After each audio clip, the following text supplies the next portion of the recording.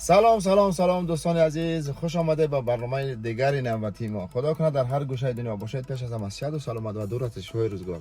دوستان عزیز، خوشحالی ما حد و کنار ندارد، چنانچه به ما و شما معلوم است در این شب و روز در دولت تایلند جام ملت‌های آسیا آید به فوتزال یا که با مینی فوتبال رفته شده است و خوشبختانه تیم ملی تاجیکستان در مرحله پلی آف تیم ملی افغانستان را با حساب 2-1 شکست داد و راه یافت به مرحله نیمه نهایی.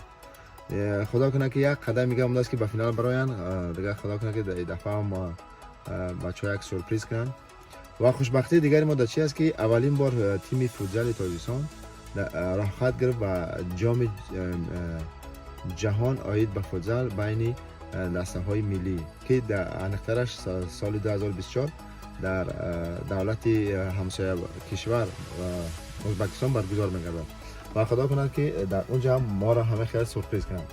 دوستان عزیز، دیگه خوشبختی ما به حساب حد و کنار نداره، چنانچه میده در این شرایط در این شب و روز برای ملت عزیز ما خیلی هم شرایط سخت است، چنانچه به ما شما معلوم است. علاوه خصوص برادران مهاجری ما که در دولت روسیه قرار دارن خیلی وضعیت ناخوب دارن و بعضی مثلا برادرای ما که در مرزی بین دو کشور قزاقستان و روسیه بند موندن و نمی‌تونن وارد داخل روسیه شوند. خدا کنه که هر چیز زودتر خداوند کمک کنه و این برادرها به خانه ها و به جاهای کار خود بر بگردن. دیگه در این شب روز خیلی هم ملت ما گفتی که چی شده است، خسته شده است دیگه ای گپ خبرها و ما خوشحالی دیگه به حساب این بچه ها ما را سورپرایز کردن. خیلی گفتی که ما را از استرس یا که همون تشویش هایی که داشتن کمک هم باشه دور کردن. اگر این باور کنیم بچه ها در این شب روز تمام رسانه ها را هوی میکنید که تماشا میکنید فقط تاجیک پس زدن یا تاجیک بندی کردن یا تاجیک نمیفهم و این گناه با او گناه گناهگار کردن با چه باخته و ساخته. دیگه این بچه ها برای ما یک سورپرایز کردن.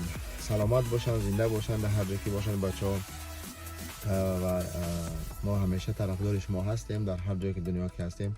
علاوه خصوص بچه‌هایی که بیرون از کشور هستن، چی در روسیه، چی در اروپا، چی در امریکا، ما باوری داریم که این یک خوشحالی، یک خبر خوش برای تمام ملت عزیزی ما هست.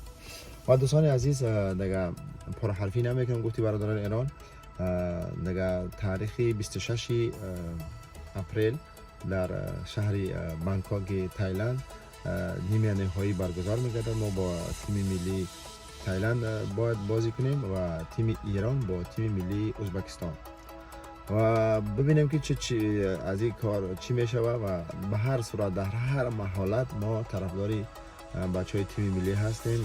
گپی نیست، انشالله که برای ما شما الکه قهرمان هستیم و اولین بچهای هستین، اولین تیم ملی ما هست که در تاریخ فوتبال تاجیک یا دیگرگونی دیگه آوردن، چون اولین بار است که تیم ملی تاجیکستان در جام جهان آید به فوتبال بین تیم های ملی انشالله راحت گرفت و برآمد خواهد کرد، رقابت خواهد کرد. دیگه دوستان عزیز، به همه شما بردباری و تمنیات خوب آرزومندم. خدا کنه که علاوه خصوص تمام مهاجرانی که مثلا کارشون بند میاد، خدا کنه کاروبار آنها هم گفتی که رونق بگیره و فوقی شوه و به سر کار خود بر بگردن و از تشویش ها دور شوند. و دوستان عزیز دیگه بدرین دیگه کانال ما رو گفتی که ابونه شو به کانال ما و به کانال ما بدرین حمایت کنید. دوستان عزیز، حمایت شما چی از یک لایک ماندن، یک کامنتر نوشتن و به دوستان خود فرستادن و این ویدیو رو بسیارتر لایک مانه پدلی سکنید، چون میخوام تمام بچه‌ها تمام برادرایی که در همه دنیا قرار دارن این برنامه رو ببینن و خوشحالی را گفتی که با هم یک جای جشن میگیریم. و دوستان عزیز، چون گفتیم بازی های فوق العاده و به نهایت خوب دیدنی در پیش است و روز 26 ما انشالله طرفداری و همیشه طرفدار هستیم و طرفداری میکنیم تیم ملی را. خدا کنه که یک قدم دیگر بزنن گفتی که با چی برایند با فینال جام ملت‌های آسیا 2024. خب دیگه دوستان عزیز، دیگه شما رو به خدای پاک و منان میسپارم تا برنامه‌های بعدی. خداوند یار و مددگار همه ما و شما باشد. بدرود. دوستان عزیز، هر چیزی که نگفتن امانت، بریم با هم یک جا تماشا کنیم چند لحظه های از این دیداری پلی آفی را که تیم ملی تاجیکستان با تیم ملی افغانستان با هم رقابت کردند. با فکر و ملاحظه و درخواست پیشنهادات که دارین در زیر ویدیو کامنت را بنویسین. باقی خدا نگهدار. رفتیم تماشا میکنیم.